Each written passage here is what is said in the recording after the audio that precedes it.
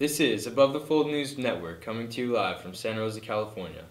Today we are going to be discussing three major topics of the week: the European Union being awarded the Nobel Prize, the vice presidential debate, and the recovering housing market. Eric has more for us on the Nobel Peace Prize. Eric? Some of the Nobel Peace Prize nominees were Bill Gates, Ukrainian Prime Minister Tymoshenko, and Egyptian activist Waheed Onan. Out of all these nominees, it was awarded to the European Union.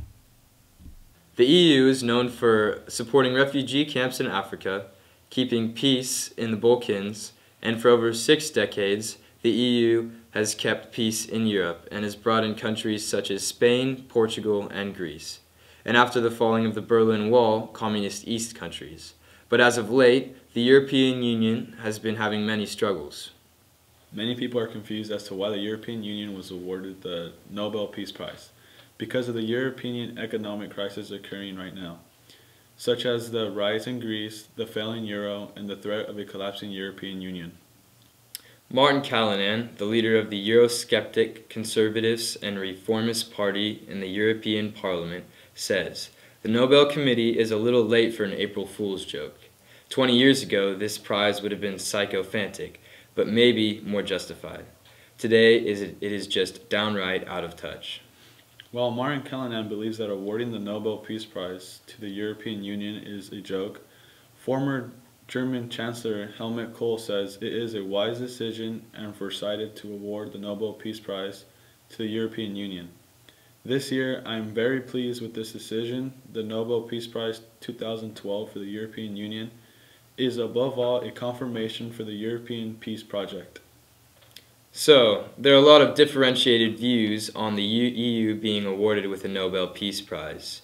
For more on this topic, we have Romano Prodi, the former president of the Euro Commission from 1999 to 2004, live from the UK. So, Mr. Prodi, what is your take on the EU being awarded with the Nobel Peace Prize? Yes, well, thank you for having me on your show. I believe that the European Union absolutely deserves the prize due to the efforts that they have put into keeping peace in Europe. How could you say that when there is clearly not peace in Europe? When I think of the European Union, I do not believe of what is occurring now, but what they have done. That they brought a continent together in peace for decades now through World War II and the Cold War, and creating the euro, despite the fact that of riots and crises are occurring in Europe. And do you think that this justifies a Nobel Peace Prize? Absolutely. And it is also a strong political move. This may be the boost needed to show people and Europe that we can overcome obstacles. I strongly agree with this decision and hope it will help the European Peace Project. Well, thank you for your time, Mr. Prodi. No, thank you. Well, there you have it. Did the Nobel Committee award the prize as a political move or not? Does the EU truly deserve this prize? You be the judge. Next in our discussion is the vice presidential debate. For this segment, we go to our correspondent in Kentucky to discuss the aftermath of this heated debate. Well, thank you, Michael. After a very long bout, it seems that Paul and Biden have pulled in a tie. Biden's principal subjects consisted of the new health care program and cutting troops out of the Middle East. Biden says he is tired of not seeing progress in the Middle East and wants to end the war by 2014. The two vice president candidates agreed on the subject. However, it seemed to be one of the only subjects they actually agreed on that night. When discussing health care and government intervention in the economy, they had completely opposite views. While Biden decided to stick to Obamacare, Paul Ryan stressed that he and Romney would make massive cuts to Medicare, repeal Obamacare, and limit government intervention in health care.